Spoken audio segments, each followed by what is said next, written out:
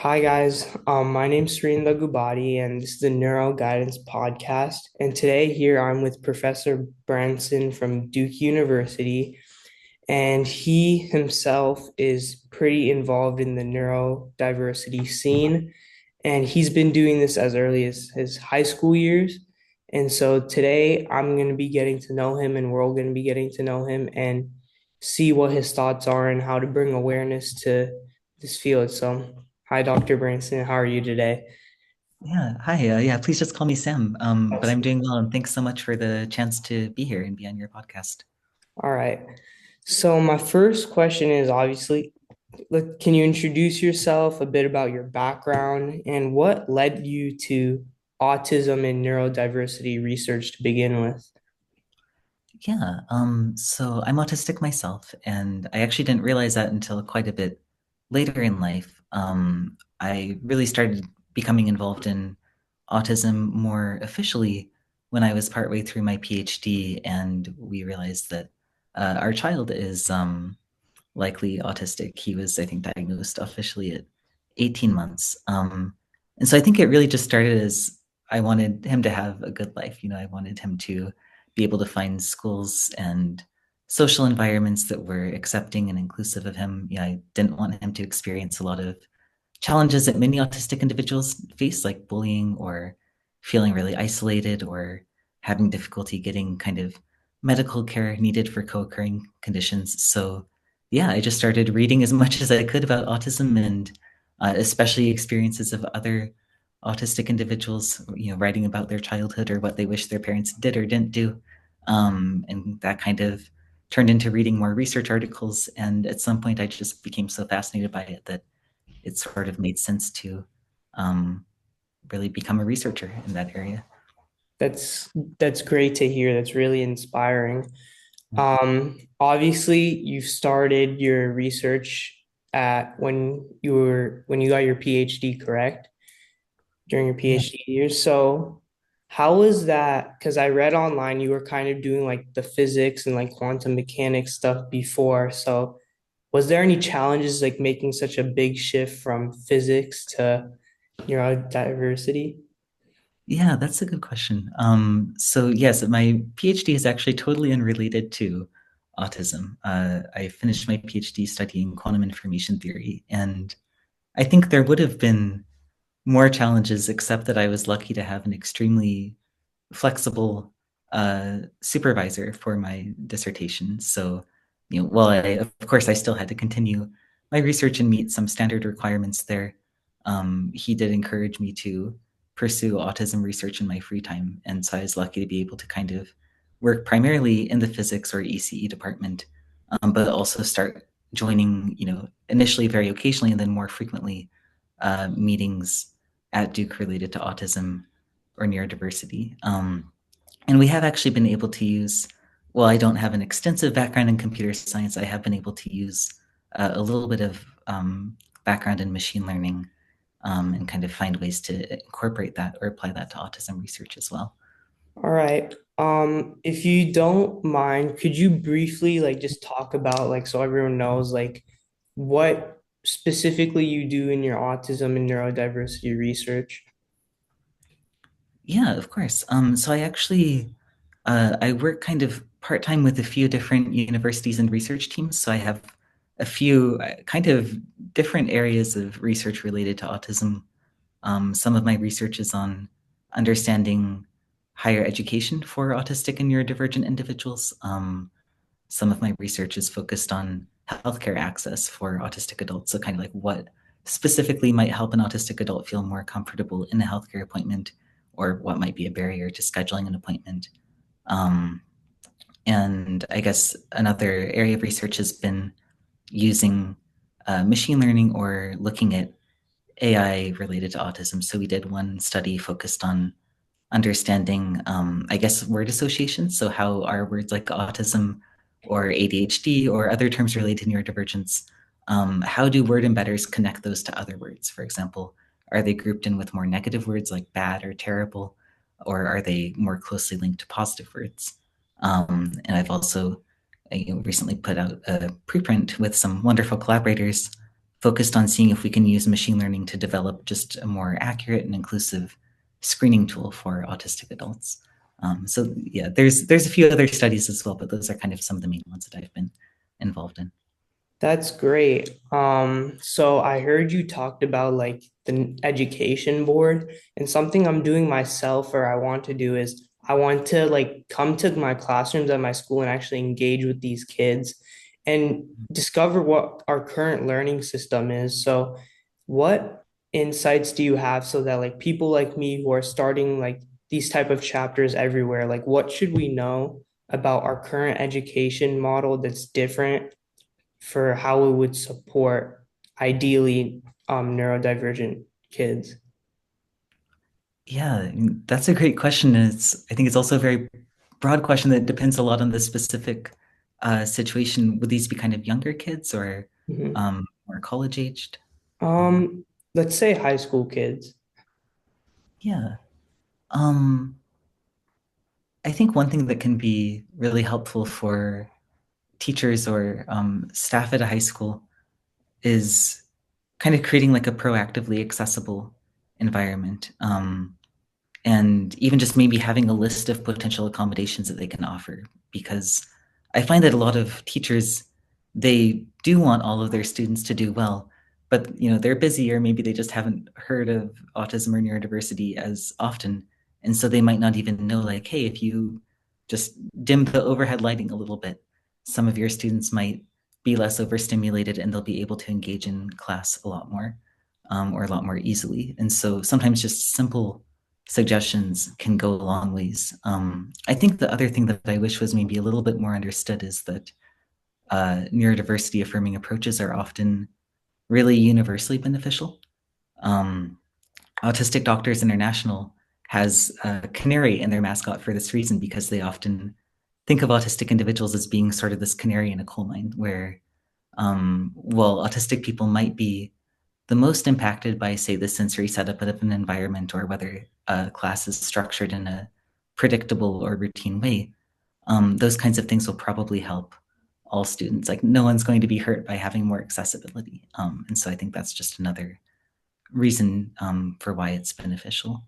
And I guess the last thing that maybe applies not only to teachers, but also to other students is really understanding, just different types of communication. I think that autistic people, because we live in a world that's mostly non-autistic, we usually have more understanding that our communication is maybe different in some way, or that here's ways that other people communicate, and here's like what, well, I personally don't take that much out of eye contact. I understand that other people obviously really like eye contact and they benefit from it a lot. And I find that kind of understanding right now, it's a little bit asymmetric. I think that neurotypical people maybe just haven't been taught about as much or as familiar with the communication style that neurodivergent people have. And there's some research kind of showing that there's maybe this double empathy gap, where miscommunications between an autistic and non-autistic person is often more of just like kind of a different communication style. And so I wish that there's more out there, maybe teaching people even from an early age how to understand neurodivergent communication. I think that could clear up a lot of misunderstandings or social isolation before it even starts, which would be good for everyone. Got it. So building on your communication point, so myself, I'm a student at my school. I recognize that I see neurodivergent kids around. So how would you say like would be the best way for me to interact with them or even them to interact amongst themselves or other people? Yeah, great questions. I mean, it's going to depend so much on the individual. I think even within the autistic community, even if you just take one specific trait, like sensory processing difference, there's autistic people who are very sensitive to certain sensory input, like light or noise, and others who are very hyposensitive. So there's a lot of variety. But some general, I guess, like domains of inclusion that we talk about are um, understanding differences in, I guess, like body language or facial expressions. I think that where a lot of miscommunication comes from is people interpreting an autistic person's facial expressions, kind of assuming that the person is thinking or communicating the same way that they would. So to be a little bit more concrete, um, some autistic people find it easier to make less eye contact or to fidget or to rock back and forth, as I guess I'm doing now. And it's rarely because the person's disinterested or, trying to show that they're not engaged in a conversation. In a lot of cases, it's because these things are actually very comfortable for the person and help them to focus better. Some people say that if they're not forced to make eye contact, all that energy that they would otherwise be spending, trying to make it, they can now redirect to actually focus on the conversation. So I think, yeah, maybe that understanding of that people are going to have different tones of voice, different voice volumes, different facial expressions, body language, and maybe not jumping to the worst assumption, I guess. I think another really kind of key theme that uh, awareness of would maybe improve communication would be the unwritten social rules. Of course, each person's going to be different, but autistic people tend to be pretty literal communicators. And so if you're not a literal communicator and you're communicating with someone who is, it's really helpful to keep in mind, what exactly are you trying to communicate to them? Are you maybe unintentionally, are you hinting at something and hoping that they're going to pick up on it and then getting frustrated when they don't? If so, it's probably best to just say what you're trying to communicate a little bit more directly. So one example we give to clinicians when we present, for clinicians is if you're trying to communicate with an autistic patient that the appointment is, that you need to wrap it up soon, it's best to just say that directly. Just say like, hey, it's been good to see you in the clinic. I have, this many minutes left. You can follow up with me through my chart or something if you have more questions. Instead of saying things like, okay, we've talked a lot, or you've asked a lot of questions, or things that maybe you're hoping the person will infer your meaning on. Um, so I guess those are just two sort of starting points. And then the going back to what you mentioned about people communicating with each other in the neurodivergent community, I do think it can be wonderful for schools to have sort of neurodiversity groups for neurodivergent people and maybe allies as well, just to have a space that is maybe a little bit lower pressure in communicating and feels a little bit more comfortable. Yep. So getting to like the school environment again, I'm gonna bring it back. Yeah. So in your opinion, you may have touched on this earlier, but what do you think maybe high schools or colleges, what are they still like doing wrong or like going about neurodiversity wrong in your Mm. point of view? And how would you, if you had the like power, what changes would you make? Yeah. That's a good question.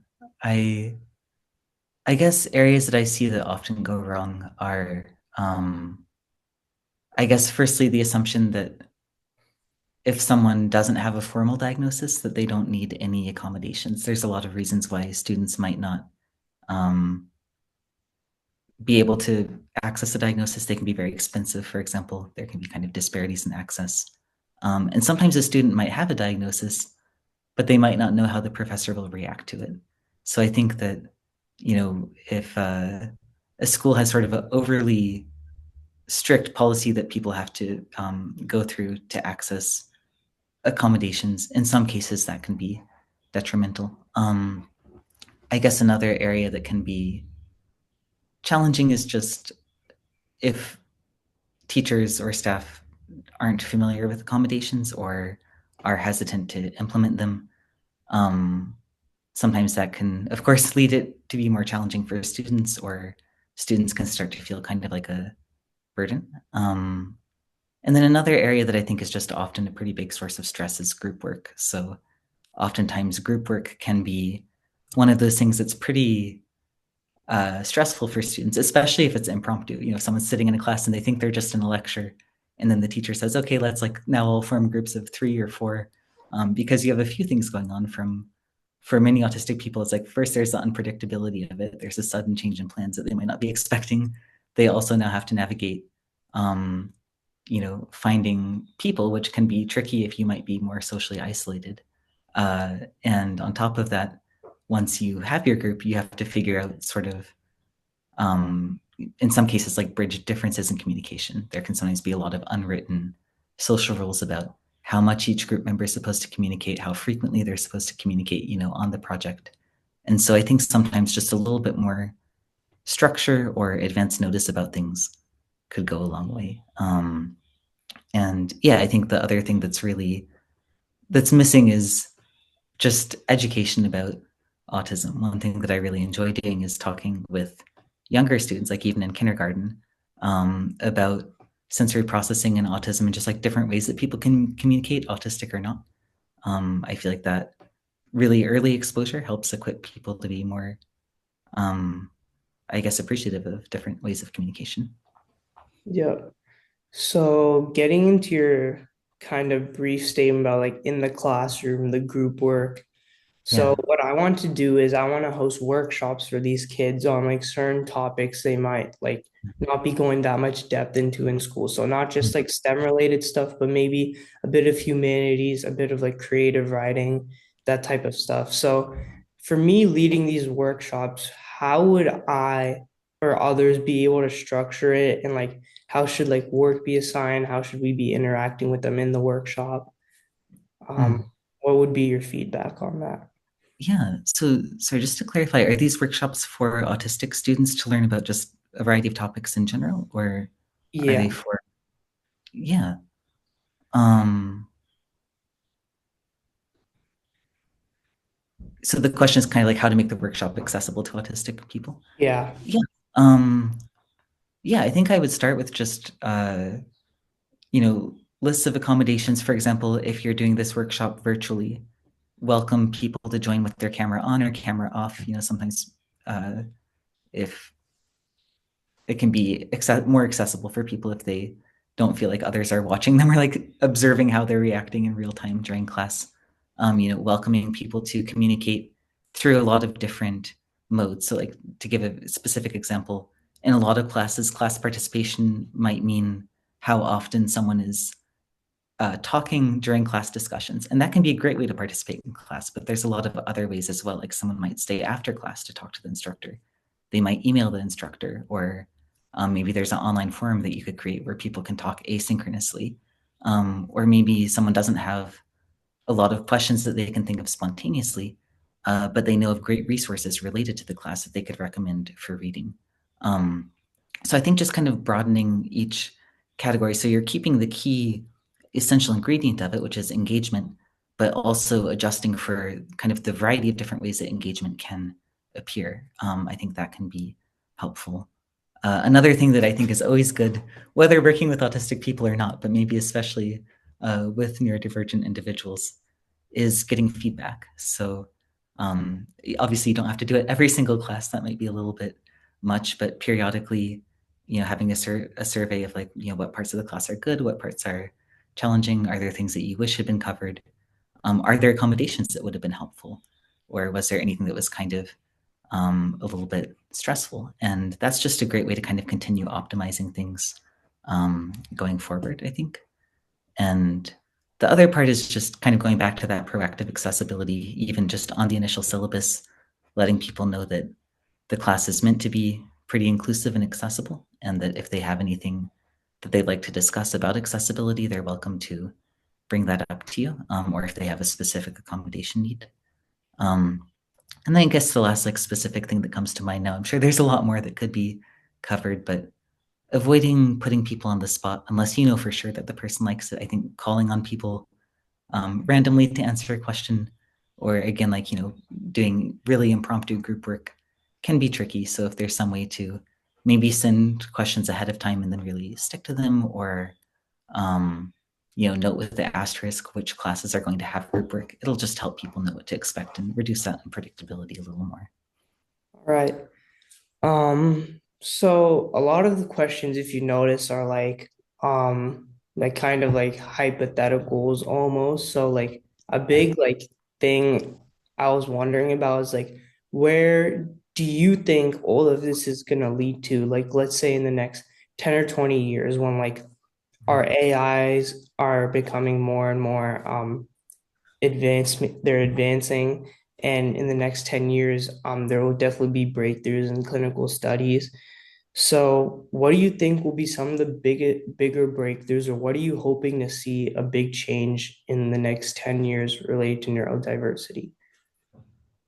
Oh, yeah. I I don't think I have the power to predict the next 10 years, unfortunately, as much as I wish I did. But one thing that I would love to see is more inclusion of people with higher support needs or intellectual disabilities within the neurodiversity movement. Right now, I guess this isn't specifically related to intellectual disability, but one of the projects I'm involved in basically involves uh, reviewing a lot of different research articles and looking at a lot of aspects of it, like what was the article studying, um, what were the inclusion or exclusion criteria. So exclusion criteria is when someone's not able to participate in the study because of a certain reason. So maybe they don't live close enough to the location of the study, etc.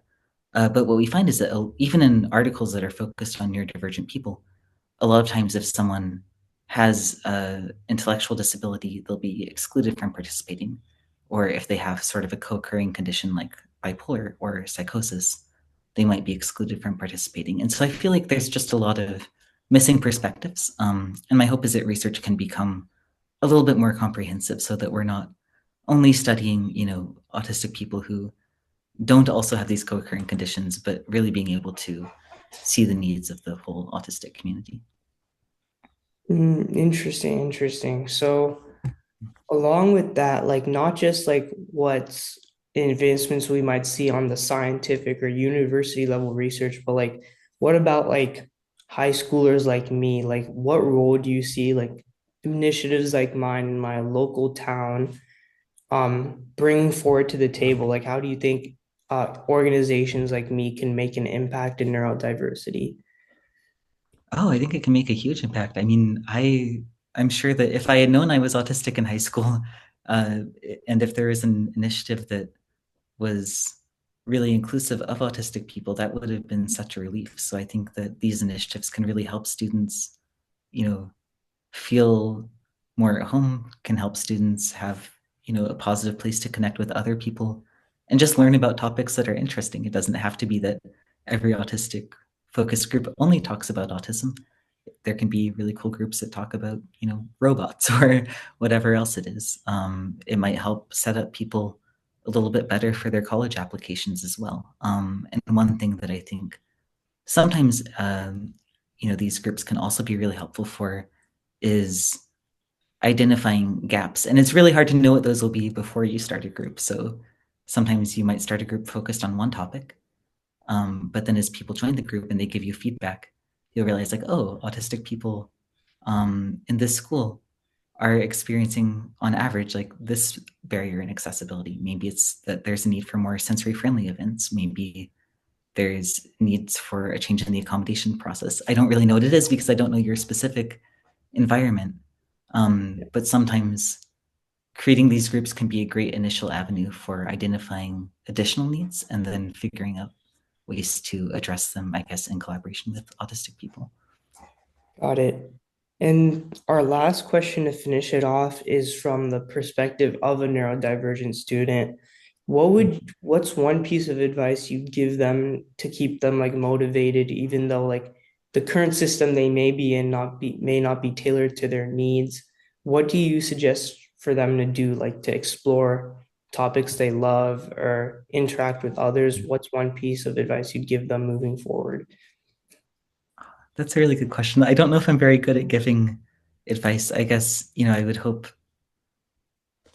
I guess I would hope to be able to offer encouragement to anyone who's experiencing like lack of accommodations currently. I think there is a lot of value in knowing that even if you're going through a difficult time or maybe in an environment that's not very accessible to you, that there's nothing wrong with you inherently and there's nothing like broken about your communication style. And that there are groups out there, even though there's maybe not as many as would be ideal, or maybe they're not as easy to find, but even just finding an online group that's supportive can sometimes help decrease isolation a little bit. Or even if the place that you're at doesn't offer the accommodations that you really need, um, there might be other ways to get around it, like finding your own fidget, for example. I know not everything is as easily fixable as that. And in a lot of cases, especially for high schoolers, I feel like things often do get better. If you go on to college or just in general, like in adulthood, I think that it is easier to find people who are, inclusive and who really value your communication style. High school can sometimes be a pretty tough environment for a lot of people, and so I think in many cases it will get better with time. Yeah, I wish I had something a little bit more helpful or like some magic secret that would make things all better. Unfortunately, I don't, but there is, yeah, hope out there for sure. All right. I'd like to thank you so much for your time, Dr. Brandsen. It's been wonderful hearing about your story and your insights on neurodiversity.